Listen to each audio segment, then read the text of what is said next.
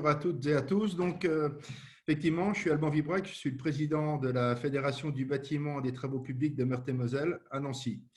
Donc là, je suis très ravi de vous accueillir, mais je ne suis pas non plus à Nancy puisque je suis à la Fédération du bâtiment aujourd'hui, enfin tout simplement nationale. Je suis en train de, j'allais dire, de défendre nos intérêts du 54, soyons très clairs. Nous sommes 54 et je suis à Paris pour la Meurthe-et-Moselle. Donc, en tout cas, grâce à la visioconférence, on peut quand même faire de belles choses puisque vous pourrez presque croire que je suis à Nancy. Je voudrais remercier avant toute chose l'ensemble des acteurs qui ont permis la réalisation de cette belle manifestation. On est fiers à Nancy d'accueillir le Grand Circuit Amiante. Remercier les différents intervenants. Alors, je ne connais pas tout le monde, mais il y a des personnes que je connais. Donc, on a la Direct, la CARSAT, l'OPP-BTP, Batigère, et nos représentants des entreprises de la Fédération du bâtiment et des travaux publics de Meurthe-et-Moselle pour leur disponibilité et présence à cet échange. Je remercie aussi quelqu'un que je ne vois pas à l'écran, mais qui est peut-être, parce que je dois avoir 8 écrans sur mon écran comme ordinateur. C'est Daniel Kolanec de la Fédération du bâtiment Grand Est pour le travail qu'il a fait en préparation avec Guillaume Plouin pour l'organisation. Donc, notre fédération, vous l'avez compris, est honorée de recevoir un tel événement à Nancy et nous espérons que cette étape en direct du Grand Circuit Amiante va vous aider à décrypter et vous expliquer comment s'adapter aux évolutions réglementaires liées à l'amiante. Vous ne découvrirez pas tous Nancy, puisqu'en visio, vous n'aurez pas le plaisir de découvrir cette belle ville, dont on est très fiers.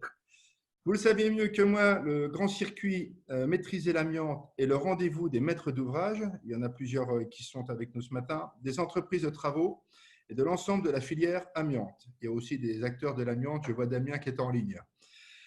L'événement réunit de nombreux experts qui décryptent lors de conférences les nombreux sujets complexes que rencontre la profession, vous l'avez dit Xavier, et les maîtres d'ouvrage. Grâce à ces échanges de qualité, je perds la page, le Grand Circuit apporte les clés aux différentes parties pour mieux aborder la problématique amiante. L'état de l'art dans le domaine du traitement de l'amiante et les nombreuses évolutions réglementaires en cours sont au cœur de cette demi-journée de conférences et de rencontres. Toutes les étapes sont concernées. Le repérage, l'analyse des échantillons, les travaux de désamiantage en sous-section 3 et sous-section 4, comme vous l'avez également dit tout à l'heure, Xavier, et encore la gestion des déchets. C'est un vrai sujet d'ailleurs, l'amiante. Je vais faire un aparté par rapport à ce que je dis, mais c'est un vrai sujet dans nos métiers. Rien n'est inutile quand on parle d'amiante, en tout cas, quand on amène des précisions. Avant les interventions d'experts, une table ronde permettra de traiter de nouvelles obligations pour la maîtrise d'ouvrage et les opérateurs. Elle débutera par un point sur les dernières avancées réglementaires, normes, arrêtés, puis un focus sur les différentes normes par domaine, bâtiment, voirie. Avec enfin des points de vigilance pour un chantier réussi, repérage, empoussièrement, évaluation des risques, processus. Justement, c'est à ce sujet que dans notre fédération, nous sommes ravis d'accueillir deux de nos adhérents, à savoir la société VIG représentée par Damien Mazelin et la société Stircher, je ne sais pas qui la représente, puissent apporter leur savoir-faire en la matière. Je vous souhaite une très belle journée autour de cette belle thématique. Je m'en vais retourner à mes obligations fédérales, donc rue de la Pérouse. En tout cas, je clôture toujours mes discours en disant vive le bâtiment et les travaux publics. Bonne journée à vous tous. Merci. Voilà, merci Alban Vibrac pour cette introduction, cette ouverture. Belle journée à Paris également. Donc, je vais vous repositionner en spectateur si vous permettez. Et vous avez bien introduit cette table ronde. C'est un grand plaisir de vous avoir avec nous. Voilà, donc peut-être un tour de table de nos différents intervenants. Comme ça, vous pouvez vous présenter pour cette table ronde. Vous avez compris en deux temps, une table ronde d'ouverture qui va durer à peu près 45 minutes. Et ensuite, nous allons avoir 4 intervenants qui vont nous présenter les différents sujets autour des évolutions réglementaires et surtout comment s'adapter aux évolutions réglementaires, notamment avec Protis qui nous fera un point sur la voirie et sur un baromètre finalement je crois, qui est mis à jour, qui a été mis à jour récemment sur la manière dont les maîtres d'ouvrage perçoivent le risque amiante. Ensuite, le CEDRE qui parlera de gestion des déchets, Soprema qui parlera de la méthodologie pour assurer le respect de la réglementation, et puis Eurofin qui, sur la partie analyse, qui parlera des nouvelles obligations autour de l'analyse. Voilà, alors peut-être sur ce tour de table de présentation rapidement, si vous permettez, j'utilise vos prénoms par simplicité. Laurie, vous voulez vous présenter? Oui, bonjour. Donc, moi, je suis Laurie Zimmer. Je suis conseillère prévention à Strasbourg et référente amiante Grand Est à l'OPP-BTP. Super. Damien? Je suis responsable QHSE chez Vic France Entreprises. Je suis également formateur sous section 4, travaux en hauteur, et je suis conseiller sécurité ADR. ADR, c'est un C'est acronyme? l'Accord européen de transport international de matières dangereuses par route. C'est ce qui touche tout le transport de nos matières dangereuses, notamment l'amiante. D'accord. Marc Bury? Oui, bonjour, Marc Bury, donc ingénieur conseil à la CARSAT du Nord-Est, donc sur Nancy. J'interviens sur les activités du bâtiment et notamment de l'amiante.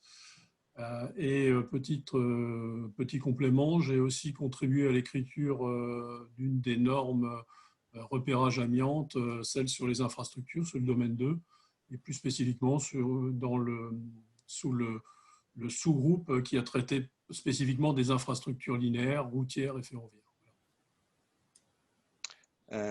Alors, il y a Alexandre d'ailleurs qui nous rejoint.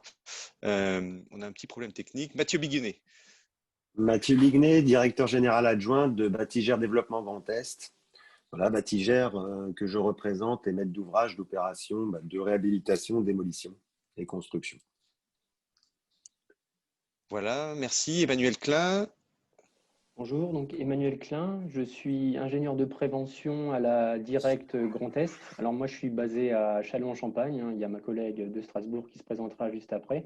Donc on est en appui technique de l'action de l'inspection du travail et notamment sur les thématiques amiantes. Je suis formateur national au sein de l'INT, l'école chargée de former les inspecteurs du travail. Très bien. Karine Lovengut, si je ne me trompe pas. Très bien. Bonjour à tous. Donc, Karine Lovengut, je suis ingénieure de prévention à la Direct Grand Est. Je suis basée à Strasbourg et je viens donc en appui, comme Emmanuel, aux collègues de l'inspection du travail pour le contrôle de la réglementation sur chantier et tout besoin d'appui en matière d'amiante et autres risques professionnels. Super. Alexandre Printignac, ravi de te Bonjour. voir. Bonjour à tous. J'ai mis un petit peu de temps à activer j'avais un problème l'ensemble du technique. réseau. Mais on t'a avec nous. Alexandre Printignac, donc pour se présenter. Voilà, je suis responsable du pôle prévention professionnelle et formation au sein du CEDRE. Voilà, donc Voilà. principalement dédié à l'amiante.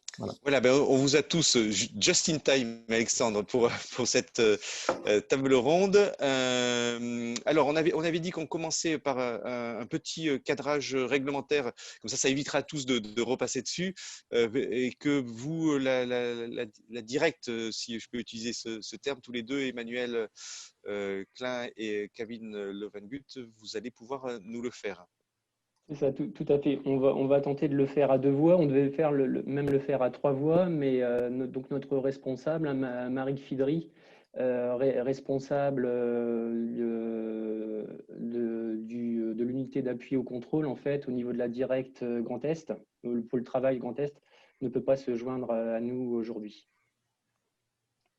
Donc, elle était chargée de faire quelques rappels plus régionaux sur l'implication de nos services en matière de contrôle amiante au niveau de la région Grand Est. Et Karine et moi-même, on se chargera pour répondre à la demande de faire état des chantiers réglementaires en cours. Ce qu'il était important de rappeler au niveau régional, c'est que, c'est un secret pour personne, le contrôle du risque amiante est une priorité nationale depuis plusieurs années maintenant et que ça va continuer. Et donc, les services de contrôle de la région Grand Est œuvreront sur le sujet. Plus de 1000 contrôles sont réalisés chaque année sur notre territoire. Quelques mots au niveau de notre organisation également. On est l'inspection du travail au sens large réalise ses contrôles, mais il y a également, voilà, la Direct s'organise avec un réseau d'experts amiantes qui vient en appui des inspecteurs du travail qui restent généralistes, hein. Et ce réseau a même des actions thématiques propres, hein. On travaillera notamment prochainement sur les déchetteries. Enfin, l'action est lancée, par exemple, pour ne citer que ça. Donc voilà, tout ça pour dire que notre implication sur la vérification de la bonne appropriation de la réglementation au repérage avant travaux fera partie de nos priorités dans les mois qui viennent. Et d'ailleurs, à ce titre, hein, pour outiller les services de contrôle, voilà, je rappelle également que voilà, l'inspection du travail est désormais dotée d'autres outils coercitifs, puisqu'au-delà du simple PV, il y a possibilité pour la Direct, pour l'inspecteur de proposer des amendes administratives. Donc voilà, là j'ai fait la partie des rappels, pas forcément la plus agréable, mais voilà, on fait partie de la Direct. Et je vais maintenant aborder les chantiers en cours au niveau national. Donc, en préparation de cette matinée, j'ai pu faire le point avec la DGT. Donc, voilà, je suis, en tout cas, je l'espère, à jour des chantiers en cours. Il y a peut-être des annonces alors que vous allez nous faire aujourd'hui. Voilà, j'aurais pas il y aura peut-être un petit scoop, mais sans en être un. Mais voilà, non, il y aura, voilà, on reste sur des infos très très larges, hein. Voilà, il y a le salon amiante bientôt. Je pense que la DGT y intervient. Il y aura des choses qui seront dites également à ce moment. Alors, juste pour dresser un panorama voilà, des évolutions réglementaires, juste pour rappeler que c'est un gros chantier, hein, ce chantier RAT, hein, chantier réglementaire, puisque ça a débuté en 2016, où voilà, un article a pu être voilà, glissé, un article législatif voilà, fixant l'obligation de réaliser un repérage avant travaux. Donc l'attention des donneurs d'ordre, et c'est ça la révolution au niveau du Code du travail, hein, c'est que c'est le donneur d'ordre qui est ciblé par cet article.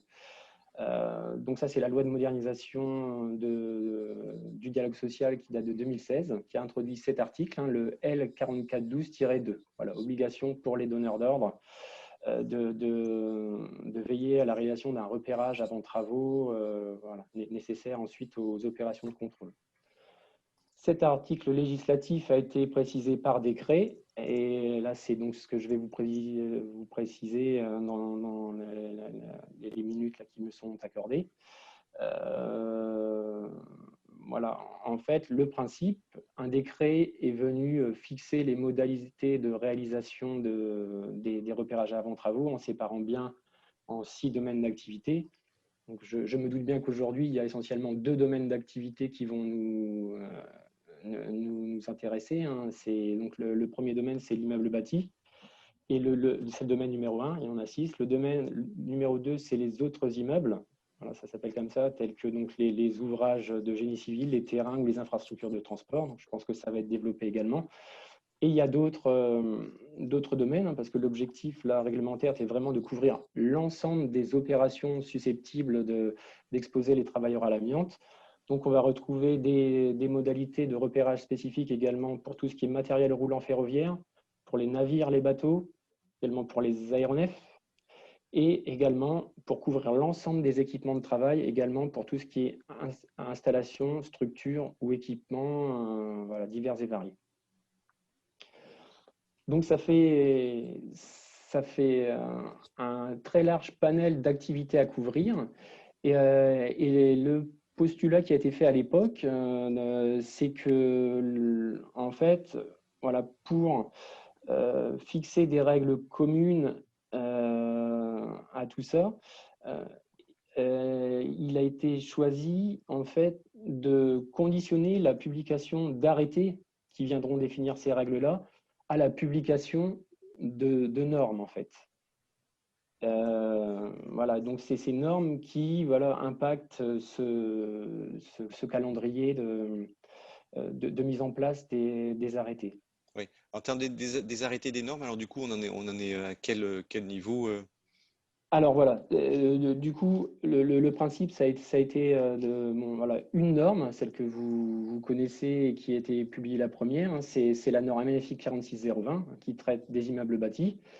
Et ensuite, on découlait voilà, des travaux normatifs pour voilà, couvrir les autres secteurs. Donc, à l'heure actuelle, tous les domaines, sauf le domaine numéro 2, celui qui traite donc des autres, ce qu'on appelle autres immeubles, donc tout ce qui est terrain, génie civil et infrastructure de transport. Donc, tous ces domaines-là disposent d'une norme. Est-ce que vous voulez que je vous les cite et que je rappelle leur mois de publication? Non, non, peut-être on va. S'ils sont sortis, on va. Oui. D'accord. On va se contenter de ça. Donc, donc je vous disais, le domaine 2, les normes sont, en fait, on sont au stade du dépouillement de l'enquête publique. Mhm. Donc, pour le domaine 2, c'est un peu particulier. Il n'y aura pas qu'une seule norme. Je vous ai dit, un arrêté est conditionné par la publication d'une norme. Pour le domaine 2, il y aura deux normes. Une norme qui va concerner le repérage amiante dans les sols et les roches en place, donc tout ce qui est plutôt matériaux amiantés naturels, et une norme qui concernera les matériaux et produits contenant de l'amiante, mais cette fois-ci dans des ouvrages de génie civil ou infrastructures de transport, donc bien distincts. La première norme, ce sera la norme, donc celle relative à l'amiante dans les sols et dans les roches. C'est la norme, enfin pour l'instant, le projet nomme PRNFP 94001. Peut-être on peut épargner peut-être les noms des normes. Comme c'était les deux qui sont encore en cours de travaux. Enfin, en cours de dépouillement d'enquête publique. Donc finalement, si j'ai bien compris, Emmanuel Klein, c'est que l'ensemble des arrêtés des normes sont sortis, sauf pour le domaine 2, où là alors, encore, pas les arrêtés. Donc, voilà, pour être vraiment bien clair, le principe, c'est des travaux normatifs. Une fois que la norme est prête, la DGT peut proposer un arrêté. À l'heure actuelle, tous les domaines disposent de leurs normes, sauf le domaine autres bâtiments. Et donc, derrière, s'ensuit un calendrier d'entrée en application voilà, un petit peu différé des arrêtés. Alors, à l'heure actuelle, pour aller plus vite, donc voilà, il y a eu il y a un décret qui est venu décaler ces dates, mais si je vais à l'essentiel, à l'heure actuelle, 3 arrêtés sont publiés. Au 1er septembre, si on fait le bilan, il y avait 3 arrêtés de publiés. L'arrêté sur les navires, les bateaux, les engins flottants, il est publié. C'est un arrêté du 19 juin 2019. L'arrêté sur les immeubles bâtis, là, je pense qu'on va en parler peut-être davantage. Enfin, c'est un arrêté publié le 16 juillet 2019.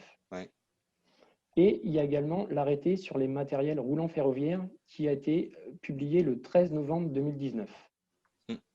Voilà au 1er septembre où nous en sommes au niveau des textes publiés. Apparaître en 2020, puisque la norme existe, ça va être celui qui traite des repérages dans les aéronefs. C'est un chantier qui a bien avancé. Voilà, le projet d'arrêté a été présenté au COCT, ça devrait suivre prochainement. Et le dernier, du coup. Et donc, du coup, après, les chantiers en cours en matière de RAT pour la DGT, c'est sur 2020. Il reste donc 3 arrêtés à apparaître. Le premier qui va sortir au premier trimestre 2021, si tout va bien, concernera les installations, les structures, les équipements, donc voilà, plutôt équipements industriels, hein, les tuyauteries dans les usines, les choses comme ça, les grosses machines, et les immeubles non bâtis. Par contre, voilà, c'est sur 2021, mais ce sera dans un second temps. Oui, est-ce que oui. Par rapport l'arrêté autre immeuble était prévu au 1er octobre de cette année, il sera effectivement décalé sur 2021. Est-ce qu'on peut dire que la Covid, et puis on va continuer ce tour de table. Merci Emmanuel, je ne voulais pas vous couper avant. Non, mais je comprends. Karine, vous avez peut-être des compléments à apporter, Karine Levengut, Oui. Très brièvement, c'était simplement pour évoquer avec vous les autres travaux au-delà du repérage avant travaux, que ce soit dans le domaine de l'amélioration de la connaissance scientifique et technique, où je vous rappelle qu'il y a quand même des études en cours sur la protection individuelle qui concernent les homes ventilés. Donc là, il y a des études INRS, IRSN qui sont toujours en cours. Il y a aussi les rapports qui évoluent en matière de carto-amiante, où là, il y a une mise à jour qui est prévue pour la fin de l'année 2020.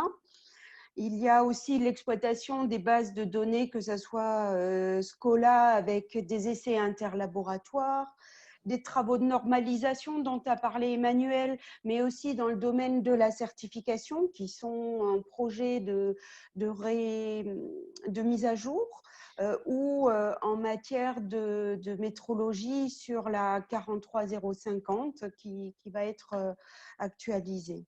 Ensuite, il y a toujours les travaux Cevalia avec les innovations techniques qui se poursuivent en termes de prise en compte de ces projets. Et puis, le travaux de professionnalisation des acteurs de la filière amiante, que ce soit par rapport au titre professionnel.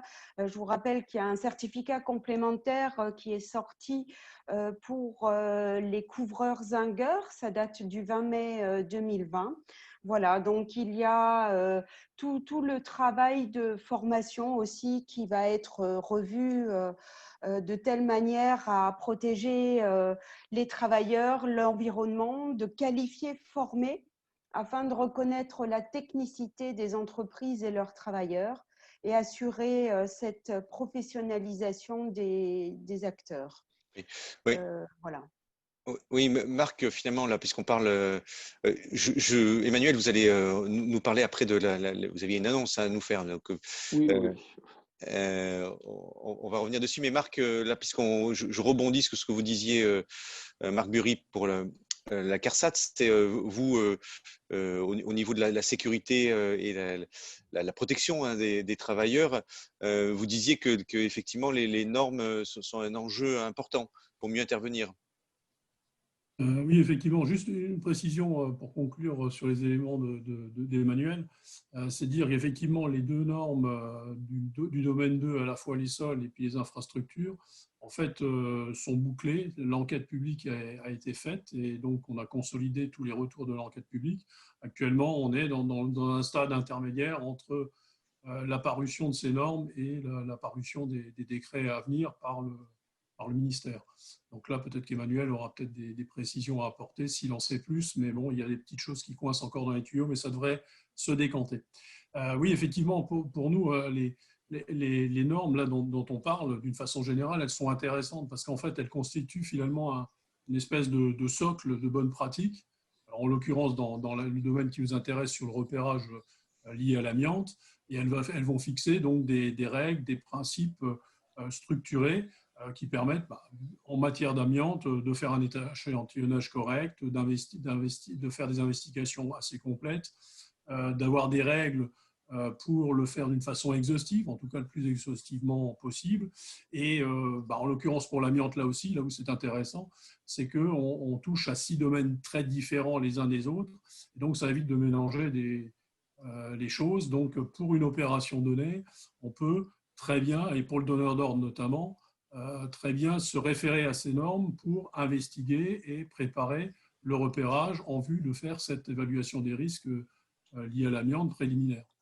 Moi, je voudrais juste reprendre un exemple et que les personnes autour de cette table ronde vont très bien comprendre. C'est qu'il nous arrive souvent, ou il nous arrivait par le passé, et on espère un peu moins grâce à ces normes, d'être sollicités, qui par un donneur d'ordre, qui par une entreprise ou un coordonnateur SPS qui nous appelle et nous dit on est sur un chantier, on a été obligé d'arrêter, on allait commencer les travaux de rénovation ou de reconstruction et on a trouvé de l'amiante et on est un peu embarrassé, comment est-ce qu'on fait pour continuer?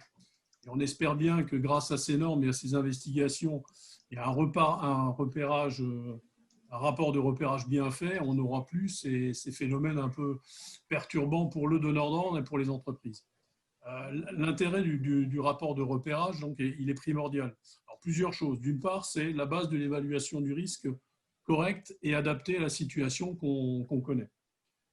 C'est ensuite l'utilisation des normes, c'est quelque part un consensus, c'est-à-dire qui donne un cadre, en l'occurrence pour le repérage, qui permet aussi d'amener peut-être une montée en compétence des opérateurs de repérage qui vont se caler là-dessus, une montée en compétence aussi des donneurs d'ordre pour que les repérages soient un petit peu plus efficaces, plus complets, plus fins.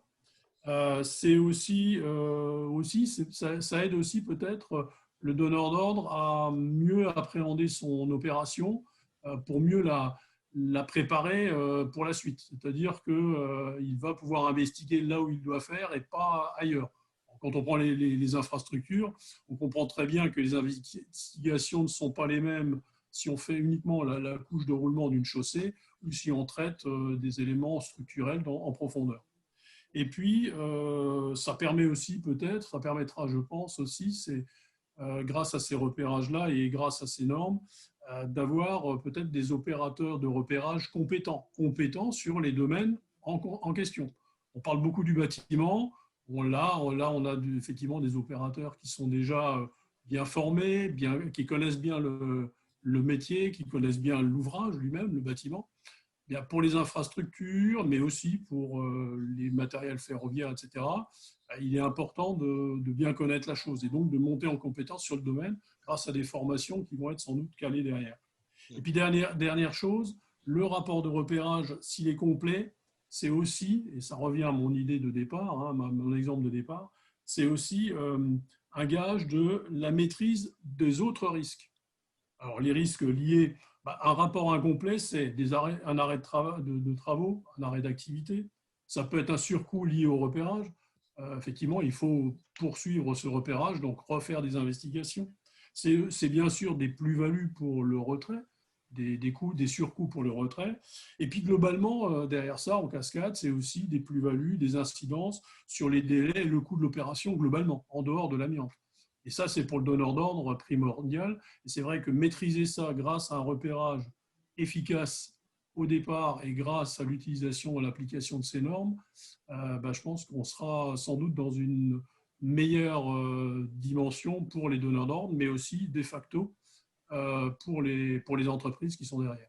Oui, ça c'est votre sujet à la CARSAT, c'est effectivement de dire que ça évite des surcoûts pour la maîtrise d'ouvrage et les donneurs d'ordre, mais aussi ça évite des surcoûts pour l'assurance maladie, finalement en faisant mieux, en maîtrisant mieux ces risques-là et l'exposition des travailleurs qui pourra avoir lieu. Donc tout le monde est gagnant. Tout le monde est content. Au niveau de l'OPP-BTP, effectivement, pour tirer ce fil, Laurie Zimmer, au niveau de l'OPP-BTP, effectivement, vous avez toute une campagne Carto qui permet de définir des processus sur les entreprises qui interviennent notamment sous section 4, qui interviennent carrément sous section 4. Hein. Oui.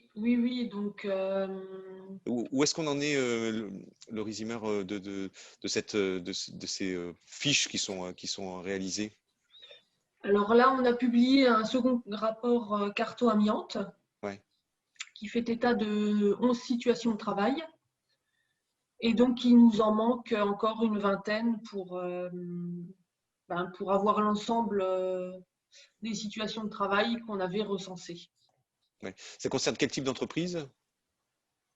Ça concerne principalement les entreprises qui travaillent en sous-section 4 qui font des travaux d'entretien, de maintenance. Ouais. Donc, à savoir que pour publier une situation de travail, il faut un minimum de 20 mesures. Ah oui, donc c'est pour ça que ça prend un peu de temps pour publier toutes ces fiches. Et donc, on peut estimer qu'on aura, à quel moment, à quelle échéance, on aura toutes ces fiches qui seront prêtes? Alors là, bonne question. Hein. Bon, là, on a repris la campagne Carto, on l'avait arrêtée au premier semestre, elle a repris. Donc, on cherche des entreprises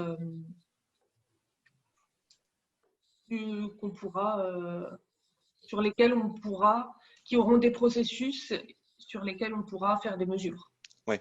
On a la même chose, Alexandre Printignac, sur la partie amiante sous section 3, finalement, si on le, mais qui n'est pas tout à fait pareil, parce que vous êtes en train de définir avec le CIRTAG, si je ne me trompe pas, des règles techniques pour que les entreprises interviennent de manière à peu près similaire. Oui, tout à fait. En fait, nous avons défini 14 règles techniques, donc qui sont partagées entre 7 règles que le CIRTA a en charge de rédiger et 6 règles 8 règles pour le CIRTA et 7 règles pour le CEDRE. Que nous, concernant le CEDRE, l'intégralité des règles ont bien débuté. On va dire 3 sont en cours de finalisation et 4 sont en cours de finalisation et les 3 derniers groupes de travail sont en cours et ont démarré depuis début septembre. Voilà, donc le but, c'est de se rapprocher du maximum des entreprises pour avoir la réalité du terrain, le maximum de techniques et de ce que les entreprises réalisent pour nourrir ces règles de notions de bonne pratique. Oui. Voilà, donc, pardon, Alexandre. Non, voilà. Donc, voilà, c'est en tout cas très enrichissant. Nos échanges avec nos entreprises se passent très bien. Il y a beaucoup de participants. Donc, c'est quelque chose qui a vocation, en tout cas, de nourrir la réglementation et on l'espère. Oui. Au niveau de ces règles, l'objectif, c'est est-ce que c'est la protection ou c'est aussi uniformiser la manière dont elles vont répondre aux appels d'offres? C'est vraiment tenir compte absolument de tout ce qui conditionne les paramètres des chantiers, aussi bien la protection. Voilà, donc c'est bien entendu nourrir la règle technique basée sur la notion de pratique, sans mettre de côté, et bien au contraire, le chapeau étant le principe de prévention, les analyses de risque, etc., etc. Donc en fait, tout ce qui la réglementation impose, mais en même temps nourri par de la notion de bonne pratique et de ce que l'entreprise réalise sur les chantiers. Donc le panel d'entreprises que nous sollicitons sont des entreprises de désamiantage, des entreprises qui font aussi du déplombage, qui parfois dans certaines conditions peuvent aussi faire améliorer les conditions de réalisation de chantiers amiantes, de la démolition, de la déconstruction, de la rénovation. Voilà. Donc, c'est vraiment de nourrir nos règles techniques ont pour but de couvrir tout ce qui se fait tout en gardant le chapeau de la réglementation. Bien entendu. J'ai cru entendre, si je ne me trompe pas, Karine Lovengut, vous disiez qu'il y avait des entreprises, des couvreurs qui avaient une nouvelle, qui étaient concernés, une nouvelle… j'ai pas retenu le terme. C'était ce que vous disiez? Oui, c'est un nouveau titre professionnel qui a été publié par arrêté du 20 mai 2020. D'accord. Pour les couvreurs zingueurs. Okay. Donc finalement, on a la chance. Alors ça, vous me faites la transition. C'est ce que je voulais avoir. On a la chance d'avoir Damien Mazelin. Est-ce que vous êtes concerné par ce sujet-là finalement? Et vous pouvez peut-être nous faire un petit témoignage, Damien Mazelin, sur les toitures fibro. Hein. Finalement, on va rejoindre à la fois les interventions sous section 3, sous section 4. Et aussi ce titre. Hein. Oui, effectivement. Mais mon propos sera davantage axé sur les techniques d'un processus. Donc, je vais aborder brièvement les risques de travaux sur toiture, que ce soit en sous-section 3 ou en sous-section 4, pour amener le sujet sur la rénovation de toiture en fibrociment. Donc, on sait très bien que quels que soient les travaux de retrait ou d'intervention, si les précautions ne sont pas prises et que les processus ne sont pas respectés, le fibrociment émet souvent beaucoup plus de fibres qu'il ne paraît, malgré la notion de matériaux liés. Avant tous travaux, que ce soit en sous-section 3 ou en sous-section 4, il y a effectivement un tronc commun, c'est de faire une analyse des risques, et bien sûr, hein, puisqu'on sait que les risques de chute de hauteur sont importants, on sait que c'est un matériau qui est fragile, on sait qu'il y a des risques d'écroulement, et il faut tenir compte aussi, quand on travaille sur toiture, des TMS, puisqu'il y a tellement de choses à mettre en place en termes de MPC, qu'il va falloir faire une étude approfondie à ce sujet-là. Comme on parlait tout à l'heure effectivement du rapport avant travaux, il est important effectivement de connaître que cette toiture est effectivement amiantée et de se déplacer effectivement pour connaître l'état de conservation effectivement des matériaux, d'établir et de rechercher le processus adapté aux travaux à réaliser, et tout ça dans le but de protéger effectivement les biens, protéger l'environnement, protéger nos travailleurs salariés, mais protéger aussi, quand on travaille en milieu occupé, les salariés du maître d'ouvrage qui nous fait intervenir. Alors, ces chantiers-là, effectivement, il y a plusieurs phases. Il y a une phase de préparation. Effectivement, c'est, quelles que soient les circonstances, c'est d'établir le périmètre de sécurité, d'établir une zone de stockage des déchets, de mettre en place les bases vies, de faire un affichage obligatoire, de mettre en place l'unité mobile de décontamination, de prévoir des chemins d'accès, et tout ça, de baliser l'ensemble et d'afficher effectivement le niveau d'empoussièrement du chantier. Que ce soit du retrait de matériaux ou que ce soit de l'intervention, effectivement, donc il y a plusieurs façons d'intervenir. Ça peut être depuis une nacelle, donc par le dessus ou par le dessous. Là, c'est déjà un peu moins technique, je dirais. Mais souvent, on intervient depuis la toiture. Et depuis la toiture, effectivement, à partir de ce moment-là, il y a toute une batterie d'éléments à mettre en place pour sécuriser nos intervenants. Donc, c'est de mettre en place des échafaudages, qui soient conformes, bien sûr, les garde-corps qui soient nécessaires sur le pourtour du chantier s'il n'y a pas d'échafaudage qui monte jusqu'aux façades et pignons, de mettre en place des filets de sécurité grande nappe avec polyane intégré aujourd'hui, ce qui est intéressant, de calfeutrer toutes les aérations et autres interstices sur les toitures de manière à ne pas polluer le dessous, de mettre en place les chemins sécurisés, bien entendu, et puis tout ça avec des EPI qui soient conformes effectivement à l'empoussièrement attendu. Donc là, pour en arriver effectivement à la rénovation, à la réhabilitation en sous-section 4 de traitement de l'amiante sur les toitures en site occupé. Donc il faut savoir que Vic France a déposé effectivement le nom Vic Protec, c'est un service de Vic France qui permet le traitement de l'amiante présent en toiture et souvent sur site occupé. C'est un robot caréné, un nettoyeur haute pression avec module de filtration qui est breveté. Alors tout ça pourquoi? Parce que quelque part, ça va nous permettre d'intervenir et d'avoir un temps beaucoup plus réduit pour faire de la rénovation plutôt que du changement de toiture. Souvent, c'est en milieu occupé où l'entreprise ne peut pas interrompre son activité. Le budget, effectivement, n'est pas le même. Donc, on redonne une seconde vie à cette toiture-là avec un budget moindre. Et puis, nous, on s'est attaché à travailler avec des professionnels. On a des partenaires couvreurs qui sont formés sous section 4 et sous section 3, puisqu'on se rend compte que des fois, la sous-section 4 ne suffit pas. Parce que vous comprendrez bien que bien souvent, il y a de la rénovation à faire sur les toitures. Quand on parle des fois de rénovation, c'est de retrait. Et on va peut-être au-delà de la sous-section 4. Ouais. Excusez-moi, juste finir quelque chose sur la législation environnementale. Ce robot-là me permet aussi d'éviter tout ce qui est produits chimiques, biocides et autres, avec une contamination effectivement de l'environnement. Alors, après, je pourrais détailler un petit peu plus effectivement le procédé, le moyen de faire. Mais il y a Gérard Stirschler, donc, de la société Stirschler, qui doit intervenir en fin de matinée à une table questions-réponses, c'est ça? Qui répondra de manière un peu plus en détail sur ces éléments-là. Je peux vous apporter quelques éléments si on a le temps. C'est à vous de me le dire. Voilà, mais peut-être que ça sera très bien que Gérard Stirschler fasse cette présentation sur sa table. Effectivement, on voit que ce qui a été intéressant et ce qu'on voulait aussi que vous nous présentiez, c'est que là, on intervient sous section 4, sous section 3. On a de plus en plus les robots, alors du coup, qui interviennent. Est-ce que Marc Bury, peut-être, et même ça vaut pour la directe, on voit les entreprises qui plutôt que mettre les personnes physiques en risque, font intervenir des robots. C'est sûr que c'est le premier principe général de prévention, ou un des premiers principes, c'est de supprimer le risque, ou en tout cas de réduire l'exposition des salariés au risque. Et effectivement, les systèmes de robots peuvent être intéressants. Après, c'est vrai, quand on creuse un petit peu, le robot pourra faire sans doute 90% ou 95% de l'opération. Mais on aura toujours des éléments de finition, et notamment dans le domaine du retrait d'amiante, qui seront un peu plus compliqués et un peu plus complexes à faire.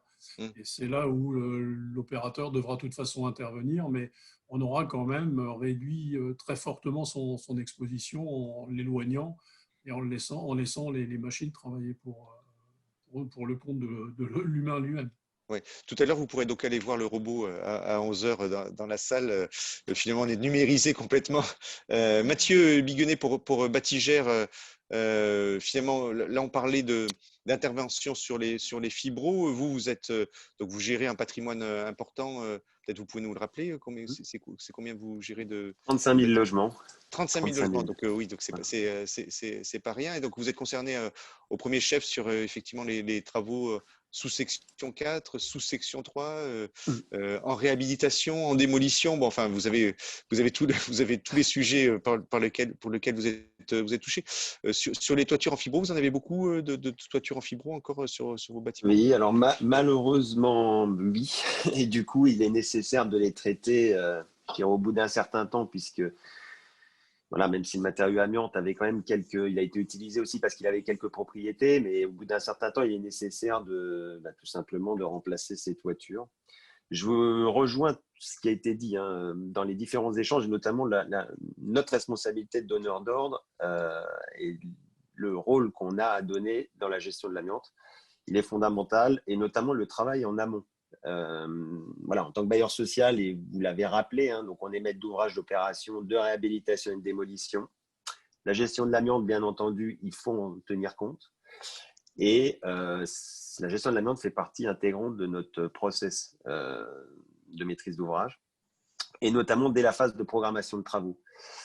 En effet, il est nécessaire de réaliser le plus tôt possible des premiers repérages amiante qui pourront être complétés par la suite.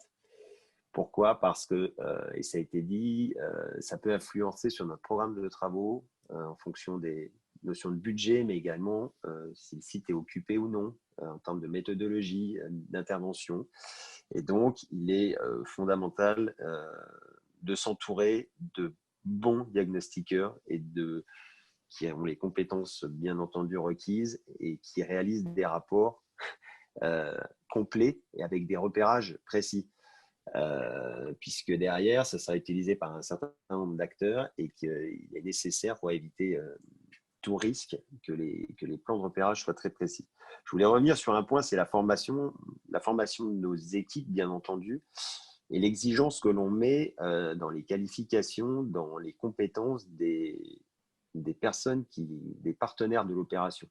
Parce que voilà, en tant que maître d'ouvrage, on a ce rôle de chef d'orchestre où on a un certain nombre de partenaires, que ce soit le diagnostiqueur, que ce soit l'entreprise, bien entendu, que ce soit le maître d'œuvre, le SPS. Il est nécessaire et on vérifie et on doit maintenir un niveau d'exigence élevé sur le fait que l'ensemble des partenaires s'engagent dans la dynamique.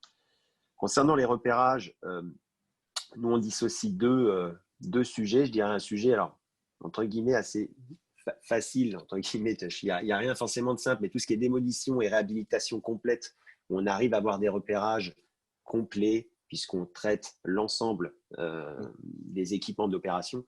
La réalité, c'est qu'on a beaucoup de rénovations partielles, où on touche un certain nombre de composants, et nous, je voulais vous faire part d'un process qu'on a mis en place, qui est plutôt bien rodé aujourd'hui.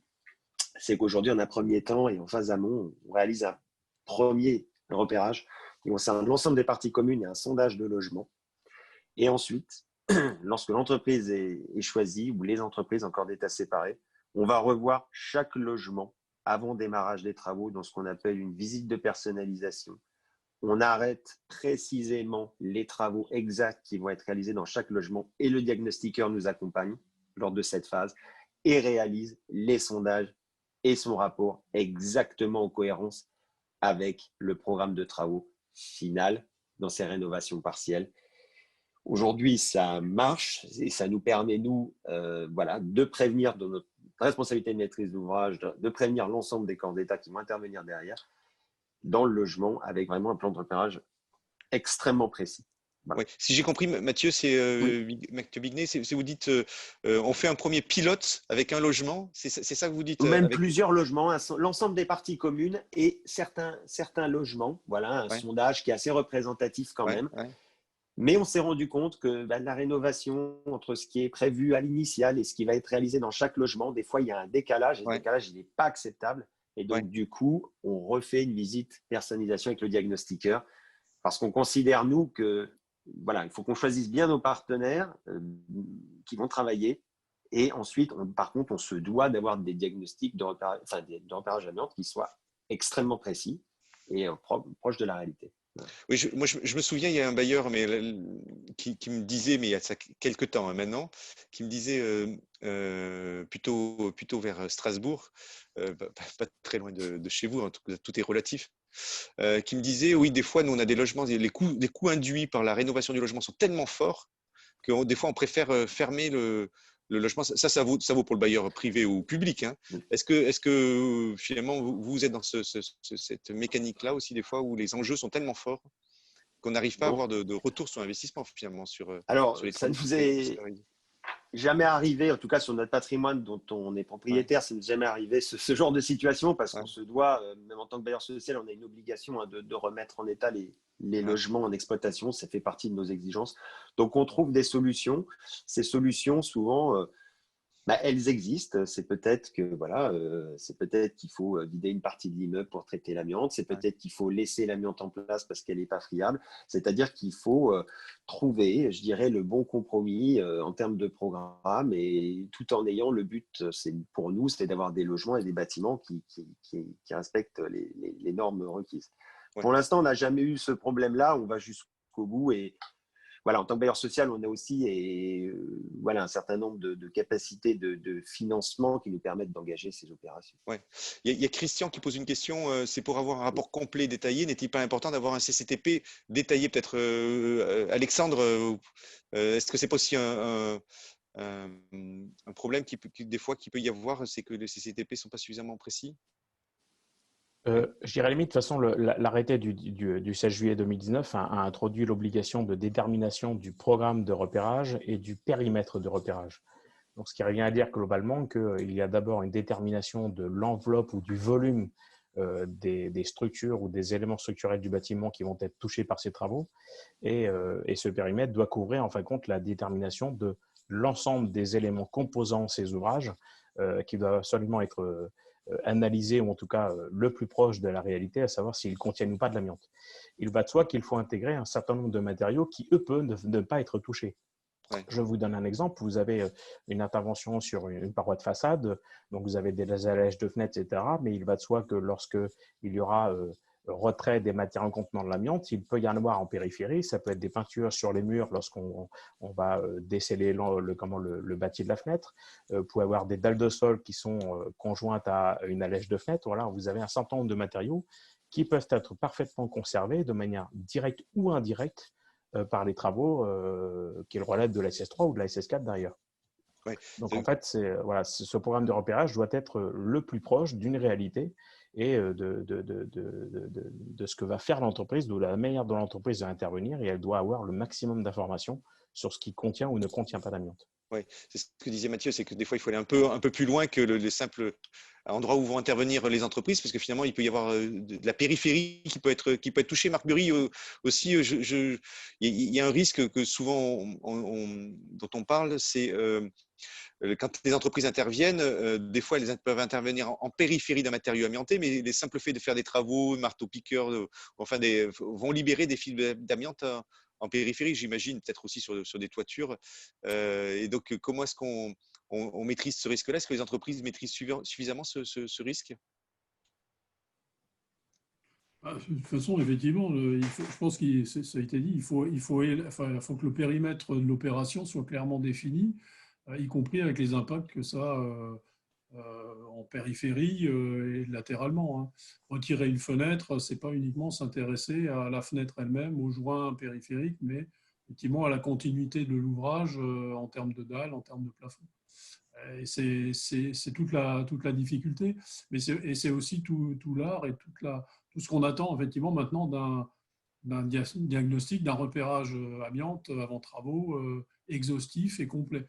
Et l'intérêt d'avoir un petit peu partitionné, on va dire, ces deux différents domaines, c'est peut-être d'avoir des diagnostics qui vont être plus précis sur chacun de ces domaines. C'est un petit peu ce qu'on attend, et on attend que ça aboutisse dans ce sens-là pour éviter ce que j'expliquais et ce qu'on vit encore actuellement. Hein. Mathieu l'a sans doute vécu aussi, où on est obligé d'arrêter les travaux et puis de dire on se met tous autour de la table pour dire comment on continue, comment on reprend. Et encore une fois, ça a des impacts économiques, des impacts de délai, financiers, et aussi des risques pour la santé de ceux qui interviennent. Donc effectivement, il faut être très, très méthodique dans la façon dont on imagine le chantier. Et le donneur d'ordre fait partie des personnes qui connaissent bien leur ouvrage et qui sont capables de guider le diagnostiqueur dans son investigation pour qu'elle soit la plus pertinente possible. Ouais. Il y a une question de José qui dit les donneurs d'ordre qui ont maintenant l'obligation de faire un RAT ont-ils une responsabilité légale vis-à-vis de la pertinence et la qualité des rapports rendus, car c'est souvent le point faible de tout le processus de désamiantage. Oui, est-ce que du coup ces donneurs d'ordre ils assument aussi cette qualité de ce rapport ou pas? Qu'est-ce qui veut répondre, peut-être la directe Bon, nous Emmanuel ne Klein, sommes oui. pas les juristes de la directe, mais oui, je pense sans trop me tromper, pouvoir dire qu'effectivement, l'obligation d'un diagnostic bien fait, elle appartient au donneur d'ordre. Hein. Oui. Non, la difficulté pour lui, c'est de bien s'entourer, de trouver l'opérateur de diagnostic qui sera en mesure de répondre à la commande. Donc, à charge pour ce donneur d'ordre de fournir les éléments pertinents pour lui permettre d'élaborer sa mission comme il le doit, quoi. Oui, Mathieu Bignet, c'est ce que vous disiez. C'est effectivement, c'est de bien s'entourer parce que finalement, si on n'a pas ce point de départ, c'est compliqué. Donc, c'est le choix de cet opérateur de repérage qui définit un peu tout ce qui va se passer après.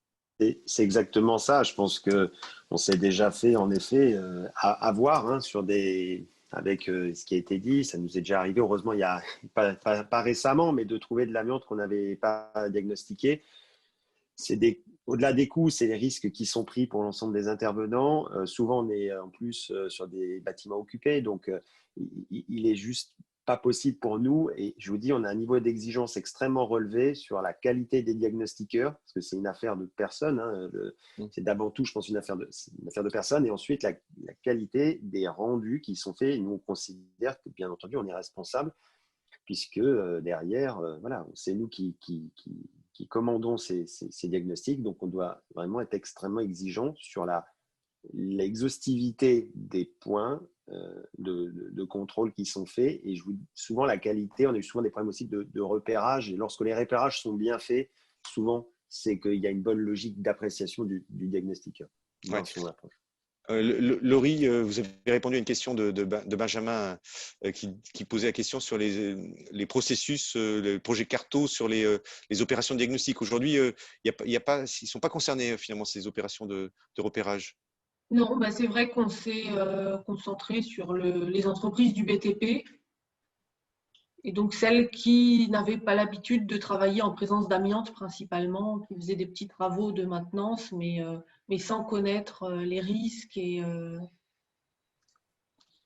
sans avoir l'habitude de travailler au contact de l'amiante. Ouais.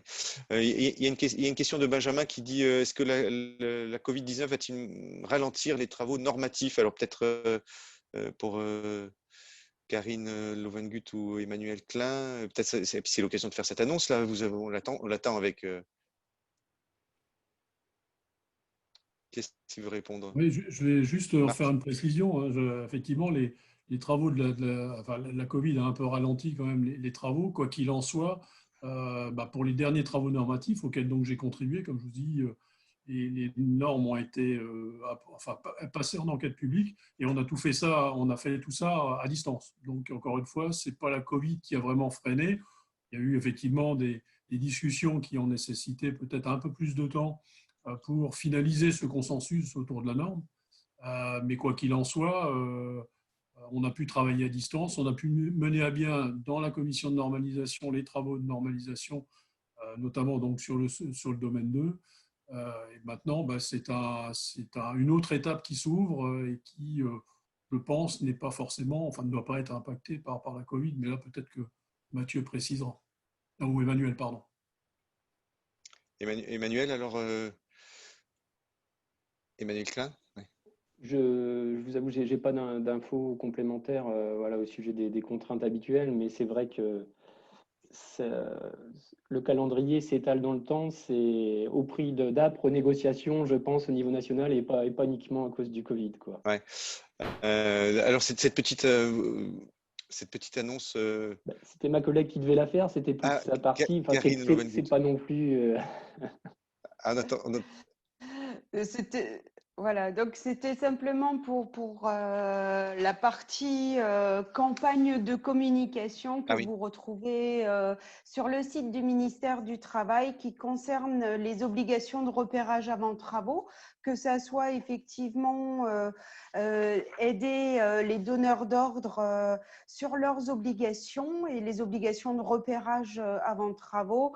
Donc, c'est le fameux document que vous retrouvez sur le site du ministère. Et puis, notamment aussi les cas d'exemption et de dispense afin que tous les donneurs d'ordre, opérateurs de repérage puissent bien prendre en compte la mise en œuvre de cette nouvelle réglementation. Des exemptions sur quoi? Des exemptions sur les repérages? Oui, c'est ça. C'est quoi les cas d'exemption alors qu'on peut avoir pour donner un exemple? Alors, c'est effectivement, on retrouve des travaux de réparation urgente, pour ainsi dire, où il y a peu d'émissions de fibres, donc inférieures à 100 fibres par litre. Donc, ou alors des conditions de repérage qui exposeraient les opérateurs de repérage à des risques trop importants en termes de prélèvement, par exemple. Donc, il y a dans le Code du travail un article, le 44.12.97.3, qui vous parle justement de toute la liste des exemptions de repérage avant travaux. Donc là, vous allez avoir la liste. Et donc, il y a ce document sur le site du ministère du Travail.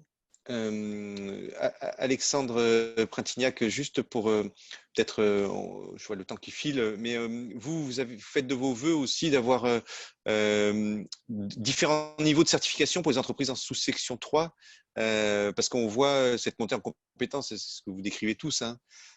Oui, tout à fait. C'est sur l'axe de ce souhait d'avoir un double niveau de certification, non pas celui qui était de la 15-12, la 15-13 initié par la nature et l'émission des matériaux. C'est plutôt la mise en évidence d'entreprises déjà sur le cycle du désamiantage depuis de nombreuses années qui, dans certains cas, ont non seulement des compétences, mais acquis un certain nombre de processus plus à même d'être en capacité de répondre à des matériaux fortement émissifs. Et cette liste, même si elle n'existe pas, elle s'étoffe, hein. Vous aviez initialement le flocage, calorifugif au plafond, mais vous avez les enduits, des cols-carrelages, etc., qui en effet, en fonction des processus, restent cependant très émissifs. Et c'est vrai que ça fait partie des axes de réflexion sur un double niveau de certification, c'est la mise en évidence ou la mise en avant des entreprises déjà inscrites dans un processus de désamiantage avec de fortes compétences derrière, de la maîtrise, des moyens de protection collective plus en adéquation à répondre à ce type de marché, à ce type de chantier, etc. Donc, c'est en tout cas un souhait.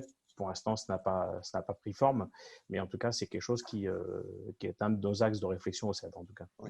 On peut dire que la ligne de partage, ça serait quand on met en place un confinement avec une dépression, c'est ça? Alors, non, c'est…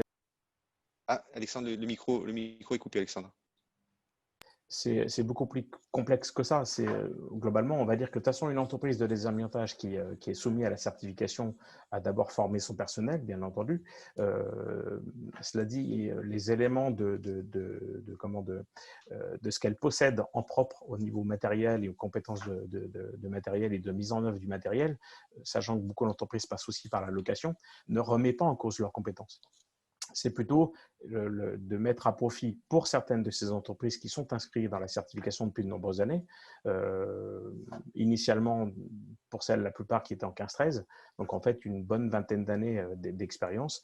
Et voilà, c'est encore à définir quels pourraient être les critères d'ouverture du marché au désamiantage, bien entendu, mais de toujours pousser en avant ces entreprises qui sont inscrites dans le désamiantage depuis de nombreuses années et de valoriser leurs compétences puisqu'il y a par définition une meilleure compétence ou en tout cas une meilleure connaissance du sujet, sans pour autant remettre en cause les entreprises qui arrivent récemment sur le marché. La question n'est pas là.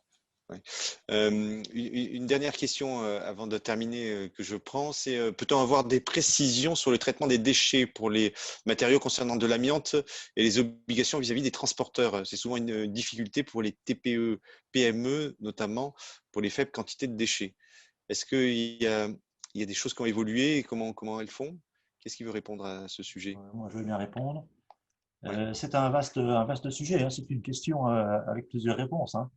Globalement, juste dire que… En une minute alors, hein, Damien. En France, c'est l'arrêté TMD qui va donc nous guider dans le transport des matériaux dangereux. Il y a une version qui est consolidée au 22 décembre 2019 en ce qui concerne tout ce qui est conteneur bag, en fonction des déchets qui sont issus ou des fraisades de route ou des terres polluées, et tout ce qui est sinistre sur des bâtiments.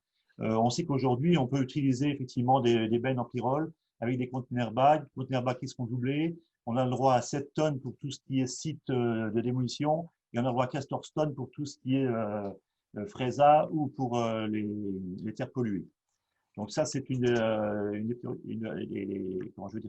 des avancées. Et ces conteneurs bags sont homologués IBC 08 comme les GRV. Oui. Alors, c'est peut-être un petit peu ardu ce que je dis. Le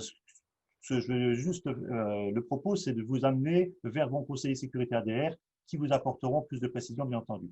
Oui. Maintenant, de manière plus journalière, c'est que effectivement, on va travailler sur du transport de GRV en petite quantité. Et là, effectivement aussi, dans les notions réglementaires sur les BSDA, il y a eu des changements. Et ce n'est pas en une minute que je peux vous expliquer ça. Oui, donc là, il faut travailler dessus avec une personne. Alors, vous avez dit, c'est le conseiller… Avec le conseiller sécurité ADR des entreprises de désamiantage, puisque de toute façon, toutes les entreprises de désamiantage ont un conseiller sécurité ADR, qu'il soit interne ou externe. Oui, parce que finalement, c'est la responsabilité, Mathieu Bignet, du maître d'ouvrage, ces déchets amiantés. Oui, tout à fait. Ensuite, on a le bordereau, bien entendu, à signer, qui nous est présenté pour qu'après les déchets soient mis en décharge. Nous, là-dessus, c'est vrai que nous, on a systématiquement signé ces bordereaux et en effet, on assume cette responsabilité. Ouais. Donc le maître d'ouvrage a beaucoup de responsabilités de plus en plus. Voilà, je vous propose, on a passé un peu plus de temps que prévu, mais on était nombreux aujourd'hui autour de cette table. Il ne me reste plus qu'à vous remercier tous et toutes d'être venus pour participer à cette table ronde. On a essayé de balayer à peu près tous les sujets.